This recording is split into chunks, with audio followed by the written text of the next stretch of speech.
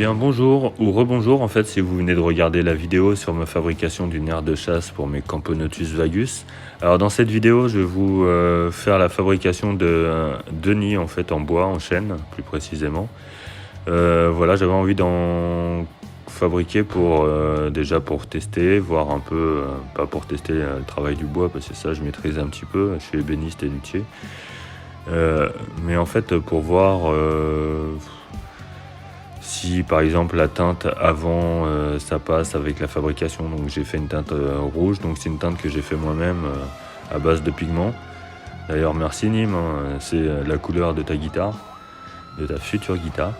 Voilà, j'avais envie de tester ça, voir un peu comment ça peut se comporter dans un nid en bois.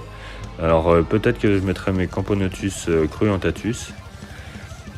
Pareil, cette vidéo c'est pas un tuto hein, parce que là on utilise des machines qui deviennent un petit peu dangereuses. Là c'est la défonceuse, bon avant j'ai utilisé la scie circulaire, la raboteuse pour mettre le morceau de chaîne aux dimensions que je voulais. Donc j'ai fait le grand, il fait 30 cm par 20 cm et le petit doit faire 10 cm par 15 cm.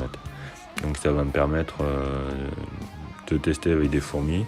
Donc il n'y aura pas de souci, la teinte c'est une teinte avec une base naturelle, donc par contre il y a du solvant dedans, donc il faut quand même que j'attende que ça se ventile. Bon maintenant quand je tourne la vidéo, franchement ça a été ventilé depuis un certain moment, donc ça ira, il n'y aura plus du tout d'odeur de solvant ou quoi que ce soit.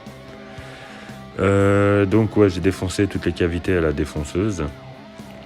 Là je donne un petit coup de papier histoire d'enlever toutes les bavures qu'il peut y avoir, mais je me prends pas trop la tête parce que là c'est surtout des nids d'essai en fait. Après je vais faire parce que j'ai une idée en tête depuis un moment et donc c'est un peu pour voir ce que ça peut donner, car ce sera quelque chose de plus gros. Donc voilà, là je perce mes trous donc de 10 mm histoire de faire des raccords. Donc maintenant je fais toujours deux trous de chaque côté du nid histoire que ça se ventile un peu dedans. Et d'ailleurs vu que c'est du bois ce sera pas plus mal parce que dessus il va y avoir un plexi qui va bien boucher tout ça, mais voilà, le fait d'avoir une circulation d'air ce sera mieux. Alors j'utilise par contre si on fait un nid en bois, pour moi il faut utiliser du bois qui a été découpé sur quartier. Donc là par exemple à travers dans les cavités vous pouvez voir que le fil du bois est perpendiculaire et c'est ce qu'il faut surtout pas utiliser de la dose ou du bois franchement qui pourrait travailler trop vite avec de la dose, ce sera même pas la peine, à moins qu'on veuille faire un nid bombé, ça peut être une idée.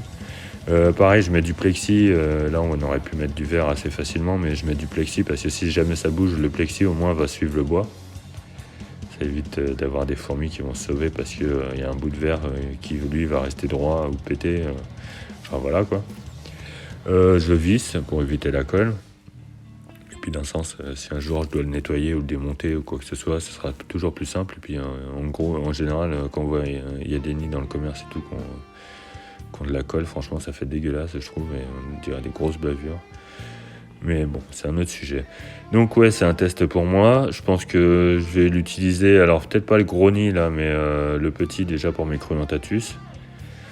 Que je leur ai fait une petite aire de chasse aussi, du coup que j'ai pas filmé, mais dans le même principe que l'aire de chasse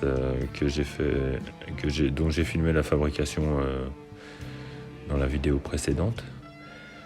Par contre ce sera une aire de chasse plus petite, hein, celle-là elle fera 20 cm par 10 cm. Donc voilà, avec le plexiglas, ça donne quelque chose d'assez joli. Allez, je vous remercie d'avoir regardé. N'hésitez pas à vous abonner si c'est pas fait, parce que j'ai vu que il y avait la moitié des gens qui regardaient qui s'abonnaient pas. Allez, ciao!